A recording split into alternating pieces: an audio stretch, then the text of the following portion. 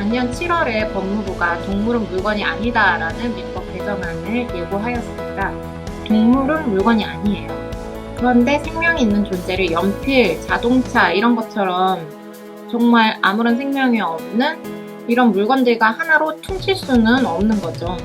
생명이 있는 존재를 사람과 법인이 아니라고 해서 모두 물건으로 정하고 있는 기존 법률에는 분명히 변화가 필요했습니다.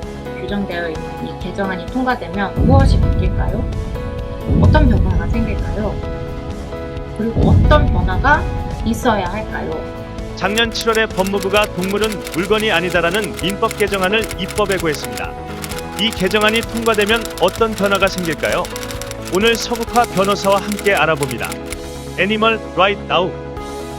먼저 민사상 법률 관계에서 가장 먼저 생길 것이라고 예상되는 규정이 반려동물 집행금지에 관한 것인데요. 동물이 유체물이자 재산으로 다루어지는 현재 법 체계에서는 반려동물이라고 하더라도 그것이 반려동물이든 야생동물이든 상관없이 동물은 물건이기 때문에 집행의 대상이 됩니다. 물론 민사집행법에서 약간의 예외는 두고 있지만 그 예외에 해당하지 않는 이상은 집행의 대상이 되는 거죠. 예를 들어 드릴게요. 내가 은행에서 돈을 빌렸는데 못 갚아서 압류가 들어왔어요.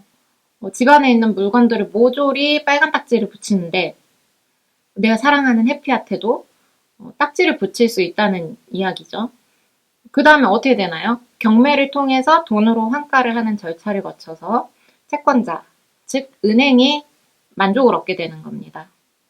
이게 가능한 상황인 것이죠. 내 가족에게, 가족과 같은 반려동물에게 압류를 해서 경매에서 판 다음에 그 돈으로 채권자가 만족을 얻는다. 이게 가능한 법 체계라는 겁니다. 반려동물이 가족인 요즘에는 사실 돈을 못 갚았다고 가족한테 빨간 딱지를 붙인다. 좀 아니라는 거죠. 민법 개정안이 통과되면 아마 이렇게 반려동물을 강제집행 대상에서 제외하는 입법이 가장 먼저 생길 거다라고 저는 예상을 합니다. 민사사건 같은 경우에는 하나하나 후속 입법이 이루어질 거라고 보이지만 형사사건, 동물 학대, 유기 이런 문제들 같은 경우에는 지금도 물건이 아닌 생명으로 다루어지고 있기는 해요. 다들 아시다시피. 그래서 이런 보호를 하고 있기는 하기 때문에 이 민법의 통과로 바로 법률체계에 어떤 추가적인 변화가 있을 것이다. 이렇게 보기는 사실 어렵습니다. 다만 인식의 변화가 형벌을 좀 더 세게 적용하는 방법으로 변화를 불러온다거나 하는 효과를 기대를 하고 있죠. 근데 여기서 또 하나 주목을 할 점은 그동안 동물 학대에 대해서 재물손괴로 기소를 할 때 동물을 재물로 보는 것은 결국 물건이라고 주장하는 것과도 같다는 문제의식은 있었습니다. 그래서 이거 약간 좀 받아들이기 어렵다 이런 느낌이 있긴 있지만 그럼에도 불구하고 재물손괴로 함께 기소가 됐을 때 더 높은 형이 나올 가능성이 많다는 어떤 현실적인 이유 때문에 저도 동물학대 고발 사건을 진행할 때 재물손괴를 항상 함께 기재했었어요.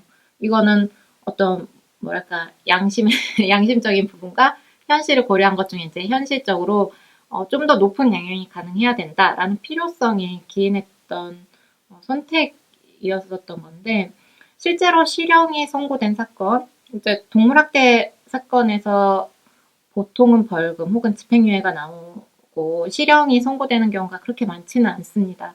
그런데 그동안 이례적으로 실형이 선고된 사건들을 보면 동물학대죄로만 기소된 사건들이 아니고 대부분 다 재물손괴가 같이 기소된 사건들이었습니다.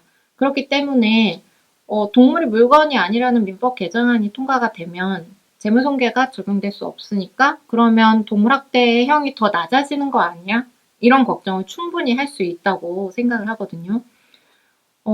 그렇지만 일단 민법이 동물이 물건이 아니다라는 선언을 하게 되면 그 인식의 변화가 양형에 영향을 줄 수 있다. 주어야만 한다라고 생각을 합니다.